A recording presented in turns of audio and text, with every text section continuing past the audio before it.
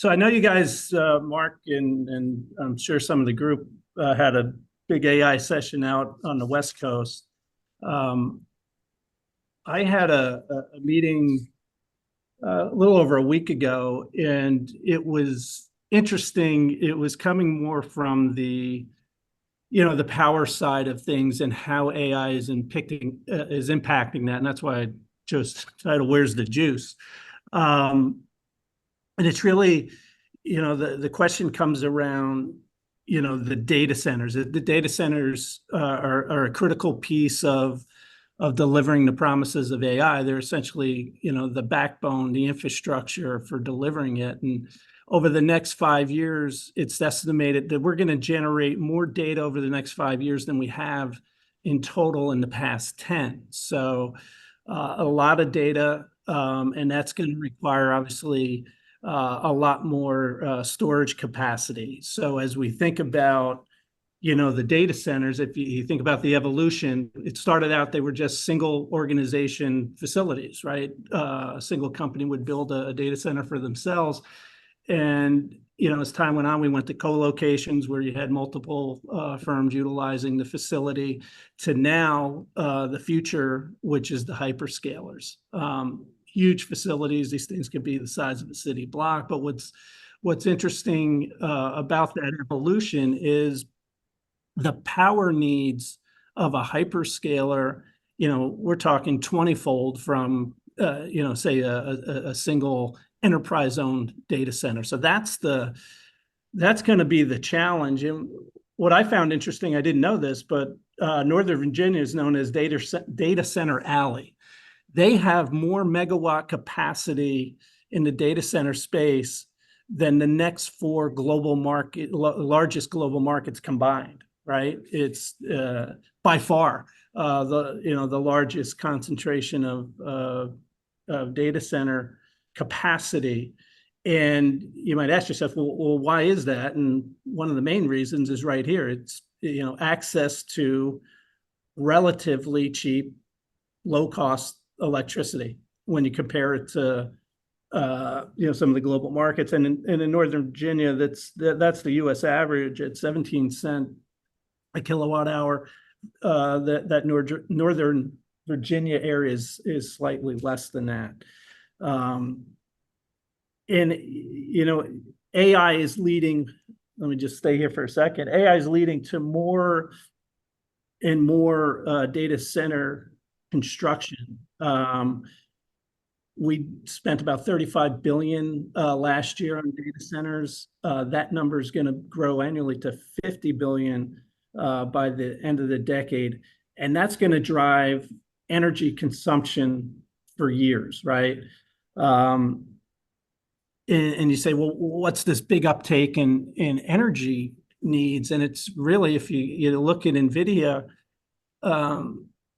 the amount of, the transistors and the amount of power that they now require, you can see the evolution of their chips from 18 to today, the latest chip. It's a fourfold increase in the consumption of power per chip. So that's the driver. It's just a huge consumer of energy. And you look at sort of that growth rate. I mean, this is an industry, the electric utilities have to put out a forecast of peak demand and to the regulators, and how are they going to meet that peak demand? And this is in that Northern Virginia area, but this is actually Dominion, the utility that put this out. And if you look, what this chart shows you at the bottom, from 2016 through 2020, they were forecasting basically flat electrical demand, right? It was 1%, a little less than 1% in some years, as they looked out across the end of the decade. So, just sort of a flat sort of demand scenario. Then what happens with, as we started building these data centers to incorporate artificial intelligence, you can see now the ramp up. But we went from basically a flat demand curve to nearly 7% annual growth rate. I mean, that's incredible, particularly for an industry that just hasn't seen that type of growth. And so when you think about, again, what's driving that demand, we talk about that fourfold increase in the chips, the power needed for the NVIDIA chips. I got a little information. Actually, Stephen shared this with me over the weekend in an article that talked about currently there's 200 million people that will carry out a chat GBT query every month. So 200 million people. And when you compare that to a traditional Google search, the research is saying it's using 50 to 90 times more electricity. I mean, massive, massive. Carnegie Mellon, along with an AI startup, did a study where they were looking at, the generating an image using AI. They found that one image could use as much energy as 522 smartphone charges, right? So one image is drawing that much power. And they said generating 1,000 images could emit as much carbon dioxide as driving 4 miles, a little over 4 miles in your car. Right. So this is kind of the challenge that we're dealing with is, again, this huge draw on power consumption. And then, ultimately, how are we gonna meet it? So when we look today at your choices, you can see here, this is cost per megawatt hour. Natural gas by far is the most cost effective source of energy today. At $35, you compare that to some of these. And if we look at today, just looking at the utility in Northern Virginia or that grid, today it's 41% of the power is generated by natural gas, 35% by nuclear, about 15% coal, and the balance, call it 9-10%, is met through solar, wind, or hydro. So natural gas today is a large component of it, and part of the reason for that is, again, it's sort of cheap and plentiful. There's been a lot of talk about nuclear. We just had a new facility come online this year in Georgia.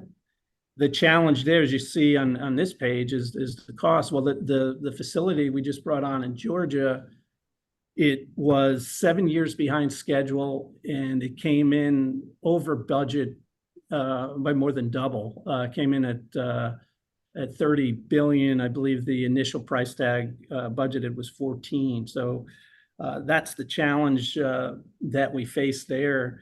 And I know I've heard quite a bit about it. I don't know if again the group has here, but the other thing we've been hearing a lot about is small modular reactors, so the SMRs. But you can see here it's just from a cost perspective, it's not there yet, right? I guess I'd say some of these now as we go forward, hopefully some things change when we think about the renewables.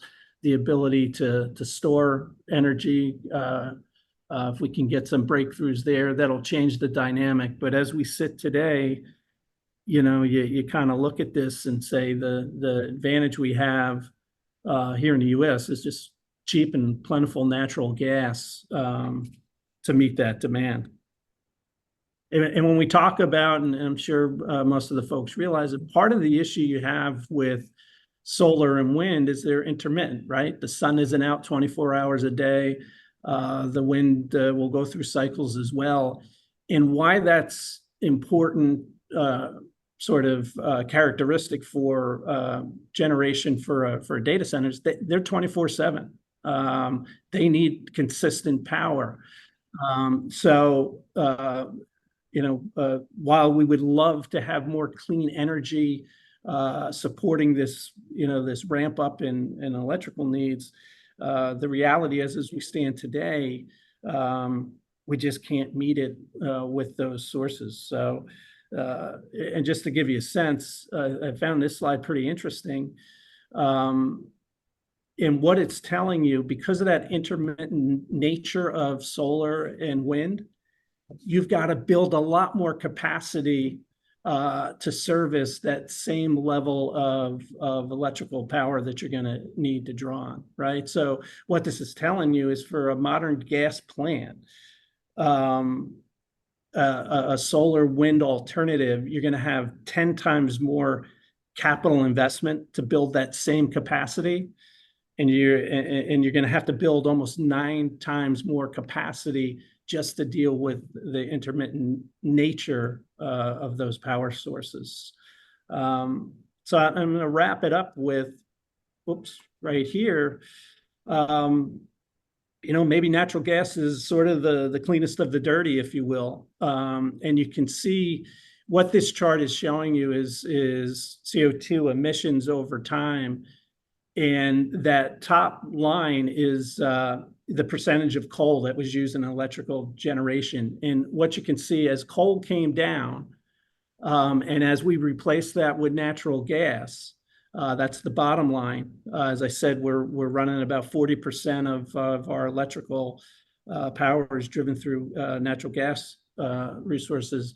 As that percentage of natural gas went up and coal came down, you saw a significant drop in CO2 emissions, 20% since 2006. So as we think about, again, how do we best address the power needs that are coming, right now, as we sit today, we would argue that the natural gas probably has a pretty big place in filling that need for power generation. And that's it, Mark. Short and sweet. That was perfect. Thank you, Sean. Questions and comments?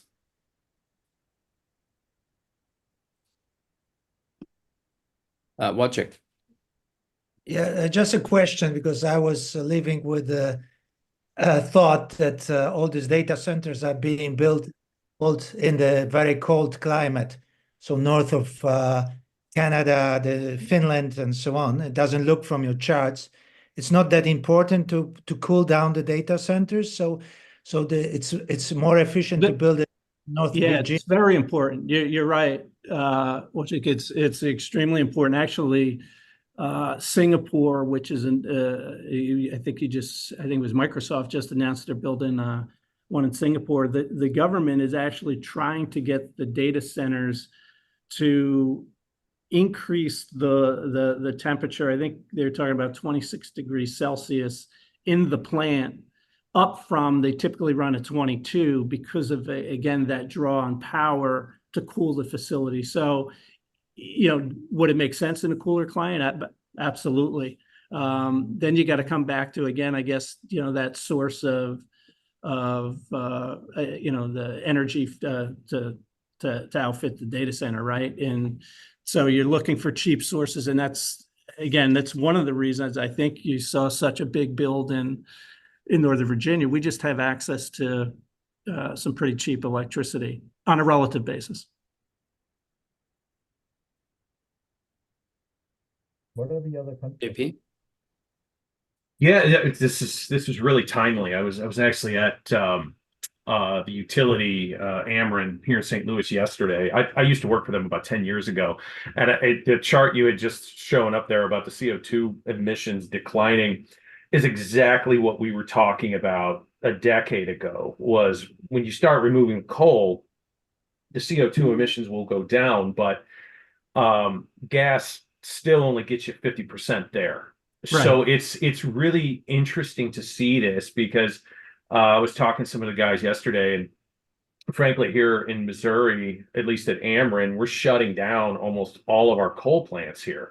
And Missouri's got, like, I think the second or third lowest electricity rates in the country. But the only thing that's kind of saving us at the moment is because we have such good transmission infrastructure. So we're able to start getting power from different sources, because the regulatory environment is so incredibly difficult to try and build anything new here. I mean, nuclear is basically off the table. I mean, we've had a nuclear plant here for 50 years, and it's permitted for 2, but it's impossible to get it over the goal line probably for another 30 plus years. So just this mix is continuing to drive a whole lot of interesting decisions by these utilities. And then also for the economic development of a region, because we were looking to try and build all these data centers in Missouri, it's like, well, we have to have the power for this. And so there's, when you can't get the regulators to get on board to be able to provide a favorable rate case to invest in the infrastructure,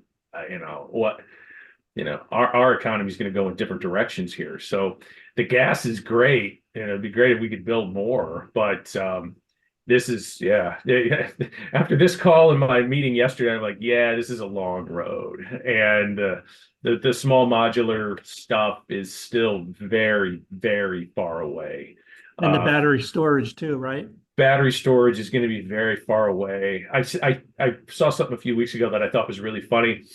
They were talking about, the research, some startups were talking about building pump storage. I'm like, well, that's nice. We've been using pump storage for 100 years. It's still great if you can get the ground and you get the right geography.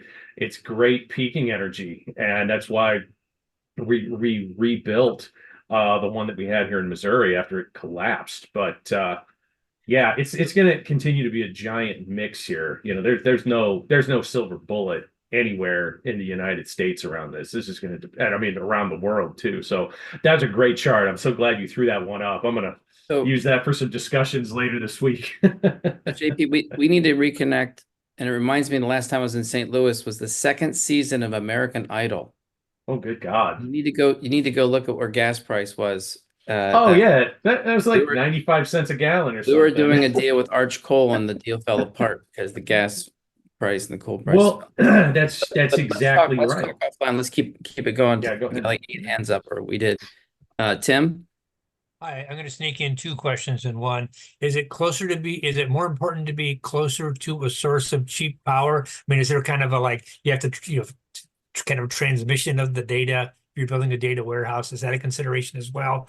And then the second question is, can just anybody build these data warehouses, or are they kind of like specialized hardened facilities that need to be built?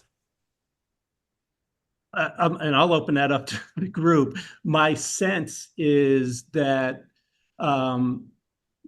being closer to the power sources is advantageous. Now, some of these, I believe, will have, they're trying to be, self-sufficient, if you will. But ultimately, you're going to need some type of connectivity, more from a standpoint of data, but that's less about power. So they could, ultimately you're going to want to be by a power source to, depending on how you're going to, whether you're standalone or you're going to source the grid. Without question, I think will be advantageous, right? Particularly if you got to tap into the grid, you're going to want to be where, if you look initially, they were looking to find locations that had spare, had capacity within the grid, right? To tap into it. So they weren't taxing the existing infrastructure where they could, but that's certainly a consideration. It's exactly the same thing. It's exactly the same deal as an aluminum smelter. That's You right. always put the smelter as close to the power source as possible. Because the power goes in, you're basically cooling, you're taking care of wasted heat. That's all that cooling does, right? But there's just so much computing power. So you got to be as close to that power source. It's not the data transmission that consumes electricity. It's the heat that you need to take out. Okay. So the closer to the source, the better for all kinds of reasons. Mark, I But can no, comment on the classifications of the data centers, if anybody can build them. Go for it. Yeah, so that was a really good question. Essentially, anybody can build the data center. There's specific industry classifications. Yes, they typically are military buildings, hardened, secured, have floating floors, have liquid cooling systems, have advanced fire suppression systems, have remote access systems. But a lot of what you're seeing now that's really interesting, specifically with the AI side of things, is that they're trying to build data centers that are closer to users. So when you talk about data transmission, like if you went in right now and set up in a new account on Amazon Web Services, you'd be in US East 1, which is Virginia. And most people don't even know they're in Virginia. But the reason you're in Virginia is because that is the strongest internet backbone or backhaul in the world. Because you have the most amount of connectivity services. So when you're connecting to somebody like Singapore, you're typically doing it over submarine cables, which routinely get broken, specifically by commercial shipping vessels. And so when you're connecting here in the United States, the big thing you're trying to do with latency is get as close to the customer as possible. So most of the demand that you're seeing from ChatGPT is North American based.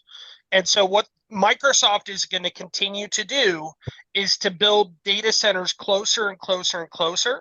And if you're a large company like Facebook, you're going to actually buy, build, develop your own data centers so that you then have all of that power to be able to produce all of the services yourself. So there's a lot of interesting components around AI and how that demand will drive itself. One of the big things that's interesting too is, yes, heat consumption is really important.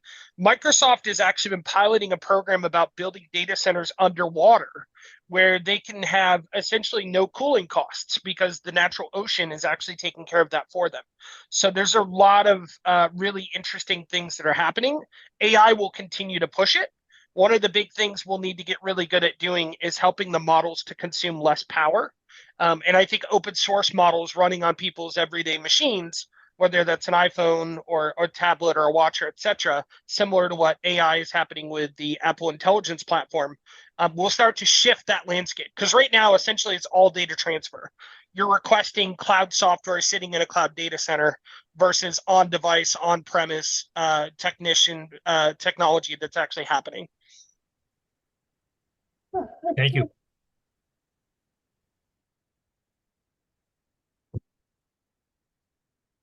So I'll go back. I'll go up for my raise hand question.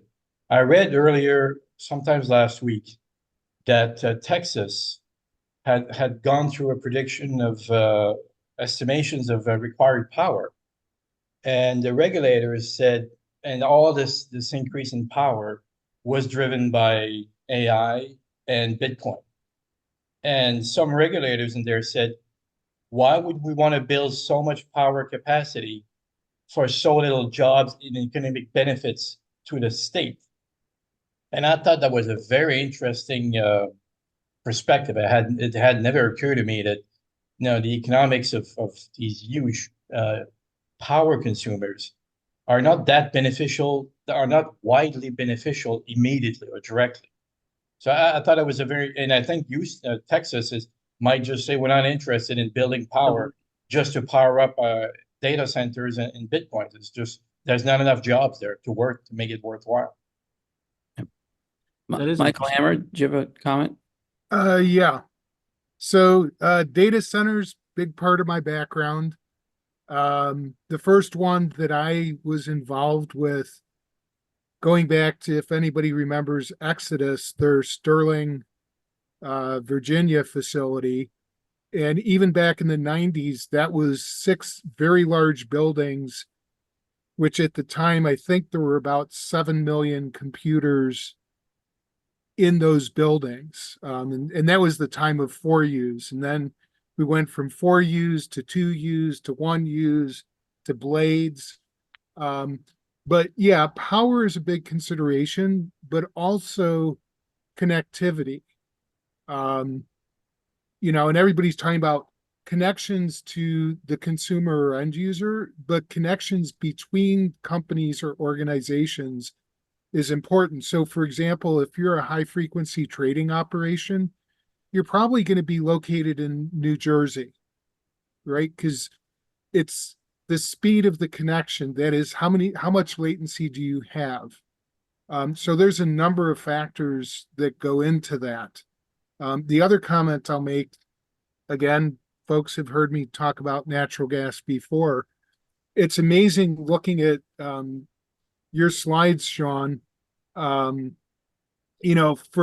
quite some time this year, natural gas was bumping along about $1.70, $1.75.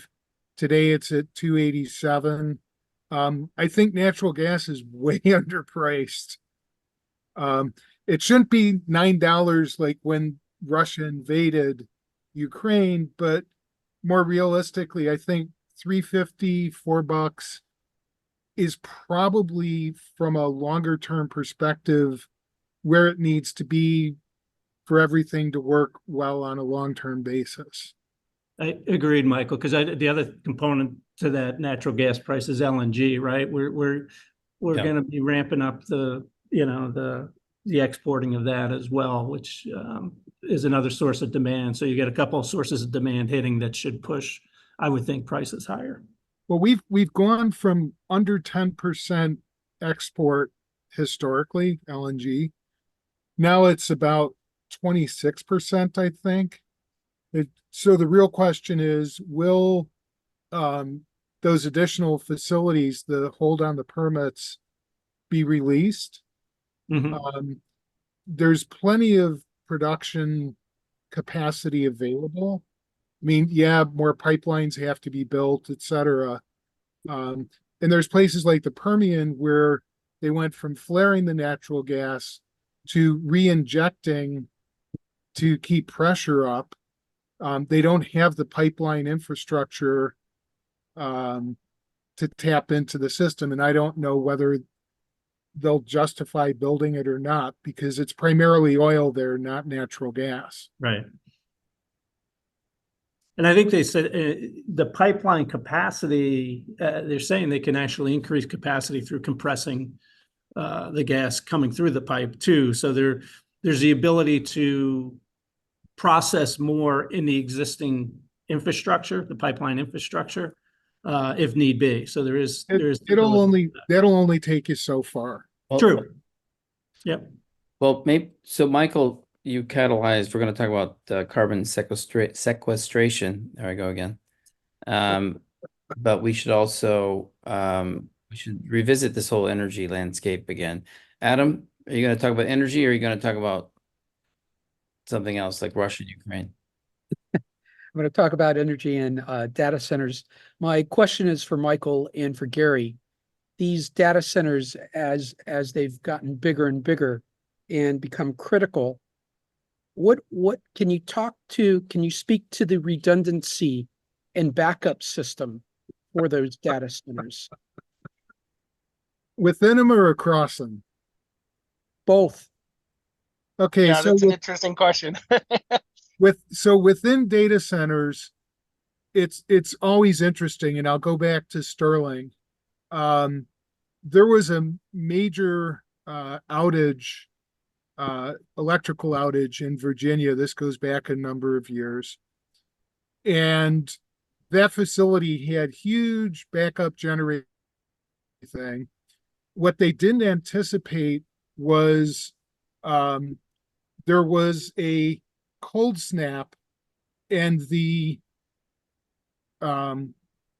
diesel in the generators gelled, right? So you can anticipate all you want, but it's always a guessing game as to what problem will come up that you didn't anticipate. Backup across data centers, data replication is not easy. That's number one. And there's not a lot of people skilled with those capabilities. And large companies tend to snap them up. The other thing I'll say, and going back to people talking about Amazon, there's a shared responsibility. Amazon is responsible for keeping the data centers up, but a lot of people, for example, they're in US East in Virginia, in typically the A complex, not the B complex, and they're not willing to pay for the redundancy across areas.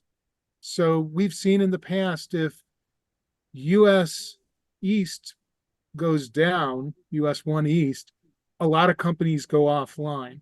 And that's based on a decision that they made. Does that Yeah, answer the question? it's interesting. So when you go in to set up an Amazon account, if you're a development company, for example, even if you're a Fortune 5, they're going to default you to US East 1 because that's their primary data center. However, inside of US East 1, you have essentially what are called zones.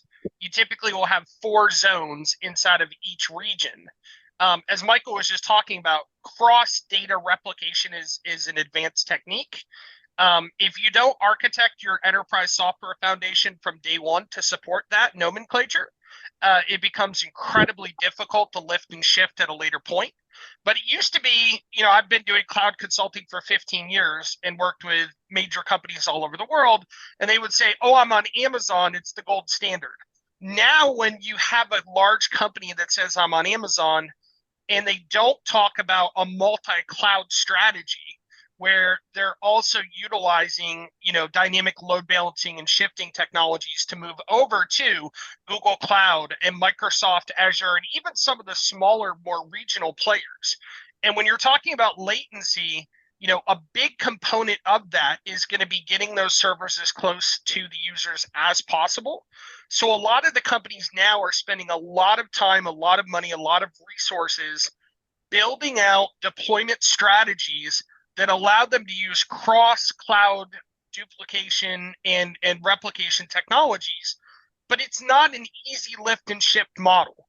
And although the cloud sounds really kind of sexy, right? At the end of the day, they're physical hardware, computers, servers, and they have to all be configured in a certain way. There's really no simple, easy way to just say, hey, I'm going to make everything work on every platform at the same time. If somebody figures that out, I think it's probably a 20, 30, $40 billion company. The challenge there is you've got to figure out how to do it mid-flight. And we always call this in the software world, we call this basically stopping a freight train. I've had clients who will come to me and they'll say, I want to move to Azure Cloud in this region, in this zone, but I don't want any downtime. And you go, well, that's really great, sir, but have you ever stopped a moving freight train? The challenge is velocity and momentum. That train is moving.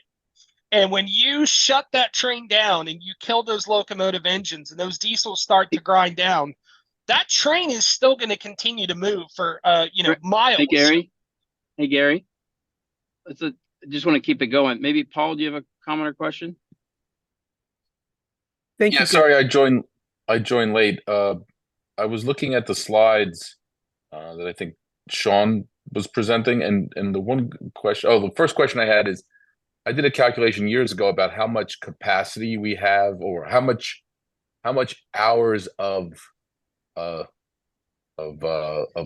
battery life that we would have in the US, like to support like to go full solar and renewable. And I think it was only an order of a few hours, like literally like 2 or 3 hours to cover the power needs of the country by battery if we had to for short periods of time. And I think we probably need weeks. I don't know if you kind of run that number recently. And then I had another question about one of the other slides, but I just wanted to see if you had run those numbers. Well, I think there's a utility guy on here, JP maybe, but the number I've seen is 4 hours. Okay. On It hasn't the battery backup. And then the other question I had is on the last slide, you were showing the CO2 decreasing as natural gas was coming online. Well, I guess another reason for that is as we've deindustrialized the US, right? As we've gone to more offshore, our industry has gone more offshore, manufacturing and other industries. And then as we onshore, are we going to see a reversal of that as we're going to see US CO2 output increase per capita or total just based on reindustrializing the US? And then how is that going to kind of set? Is it like what's going to power all that new manufacturing needs? Yeah. Based on, the big drop in CO2 is probably the gas to coal. right? And I don't think coal is going to be a big part of the meeting new needs. So I think you're right, though. I think you're gonna, if we're generating more power, and part of that power is generated by fossil fuels, i.e., natural gas, I would think that on a relative basis that our emissions are going to have to increase just because we're generating more power using some of that fossil fuel. Granted, a cleaner fossil fuel, but I would agree with you. I would think that would be the case. Yeah, I just think that's something that, like the U.S. to a population isn't ready to see that our it's going to go up. But thanks for that. Good points, Paul. Maybe Adam, we let Samir and Austin throw a question. Sorry. Samir? Sure. So folks talk a lot about, say, battery storage and so on and so forth. So when we talk about renewables and energy storage, people tend to think only about, let's say, solar and batteries, and that's only one of the many combinations that we have in this picture. So of course, the easiest thing to do is to pull nat gas out of the ground and build a turbine. That is the single cheapest way to generate energy right now. And there's a lot of nat gas, and we can keep doing that. But we know what some of the downsides of those things are, right? That that yes, it does create carbon emissions and so on and so forth. And even with as some others have pointed out here, with renewables, you do have some carbon footprint in, let's say, creating some of these solar panels or batteries, whatever. But there are things like gravity storage, for instance, right? So Energy Vault is a giant gravity storage machine with using AI to actually lift concrete blocks. To store energy, which is cheaper than batteries, much more scalable. You don't have any rare earth materials.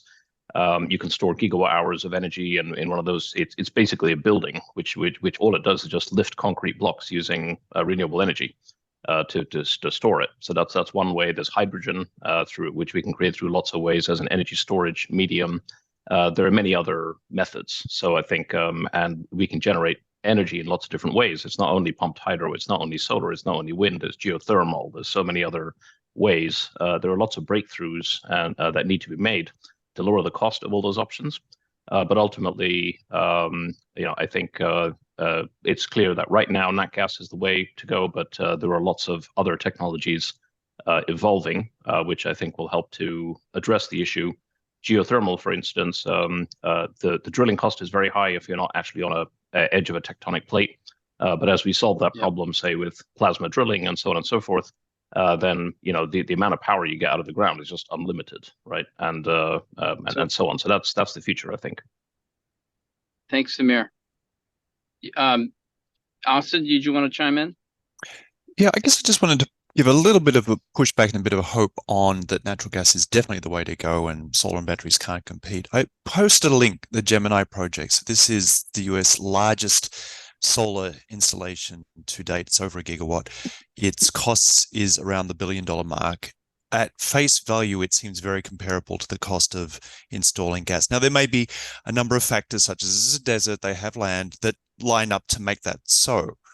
But it doesn't seem at the 10x scale and 100x scale. It's 5,000 acres, not 100,000 acres, for example.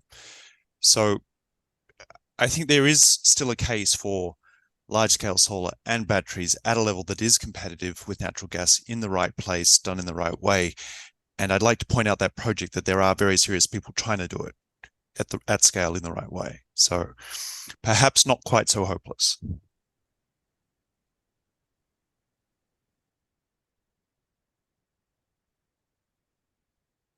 Yeah, it's Duncan here. I just want to interject as well that while natural gas doesn't produce nearly as much CO2, it does produce a lot of methane, which is a lot more damaging to the environment than CO2. So I think there is definitely concerns there. And the other thing, everyone here should be very clear that installing lots of natural gas is not desirable, right? It's not. Yeah, it's a short-term fix. But I think the more interesting thing, I think it was in 2021, the world's energy consumption was estimated to double by 2031. And that was really more in developing countries in India and places like that. If we're now, and there wasn't a huge uplift in energy consumption in those estimates for the US. If the US is now saying that we're going to need an enormous amount of new energy over the next decade, I think the energy sector just becomes, it's just going to be on fire. It becomes an incredibly interesting investment opportunity. Sure. Exactly. And with all of those dollars going into the industry, the opportunity to do the necessary research to bring the cost down to install the right capacity is there. So with that much at stake, let's make sure the necessary billions go in the right direction. And as a community that's very well connected, having an attitude that it is worth the effort to do the research to do it right is very, very important. Not, okay, fine, it's slightly better to do it with natural gas. That works right now, let's just do it. Natural gas is going to damage the planet, right? We're going to change the climate. It's not going to be a good thing for many other countries. It's something we actually want to actively avoid. It is worth paying a premium. And if the premium is not that large, as I say, I encourage you to take a look at the Gemini project. There are many people making sure that the premium is not that large. It's worth paying. There are good reasons as a wealthy country to say this extra cost, if it is even that much of an extra cost, is worth paying. From a leadership point of view, for a future tech point of view, for an export of good tech point of view, it's worth putting the dollars in to do it right.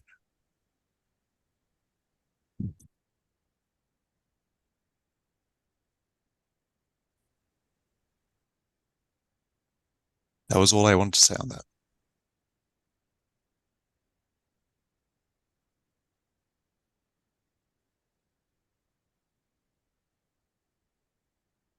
Well, if nobody else is going to jump in, I'll jump in.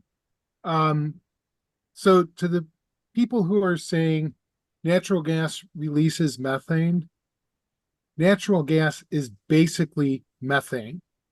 Let's be clear about that. But Samir mentioned hydrogen, and in the IRA, Inflation Reduction Act, hydrogen is a big part of this. These 7 big projects going on across the country, it's going to be using natural gas to produce hydrogen. And it's not clear to me how that hydrogen's actually going to be used. Is it vehicles? Is it power plants? It seems like a lot of that is TBD. Well, also, just to be clear, Mike, I mean, when you start with fossil fuels and convert into hydrogen, that's still a very polluting process. You really want to be, splitting water, for example. Actually, it depends on how it's done. There's what they call green hydrogen, blue hydrogen, and gray hydrogen. That's right. And so there are ways that natural gas can be used without.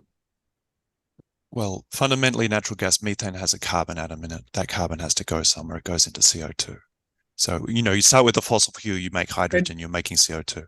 And that's part of this whole carbon sequestration infrastructure that's being built and incentivized by the government. And there's issues with that, right? So there's a scale issue, I think, is the number one issue. You can do it, but I really question whether sequestration can be done at the scale we do at emissions. We're very good at emission. Oh, they're working on at scale, believe me. If you weren't here for the town hall part of this, so I'm actually going to a meeting this evening about that. But there's issues like the CO2 is liquid when they inject it. And when it hits water, you end up with carbolic acid.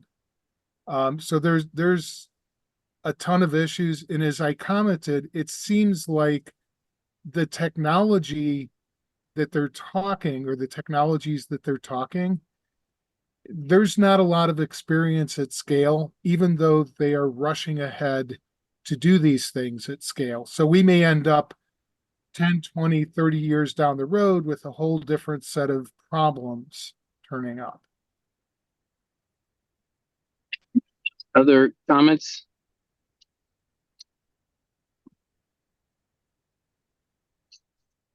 I have a really weird Questions? I have a really weird off the wall question if we want to do a slight segue. Go Go for for it. So years ago, I'm not an engineer, I'm not a technical guy, but I always thought there should be a way to harvest lightning. And when the laughter subsided, every time I mentioned something like that, a friend of mine told me that Nikola Tesla was under the impression that there was a positive charge in the upper reaches of the atmosphere, that you sort of needed to figure out how to ground that, and that there was sort of an energy flow that could in fact be tapped. So the real question is, he died in 1943. The FBI swooped in and scooped up all of his papers. I just wonder, whatever happened to that concept that he had, if anything, and has anybody ever seen his papers or know where his papers are, or sort of what's going on with that? Okay. I told you it was weird. Fundamentally, the problem is collection. Lightning is very random, very hard to build infrastructure to collect anything. Well, you'd have to be in a location where you could kind of funnel the And- strikes, like Tampa is the lightning Anyone strike else? capital of the U.S. Yeah.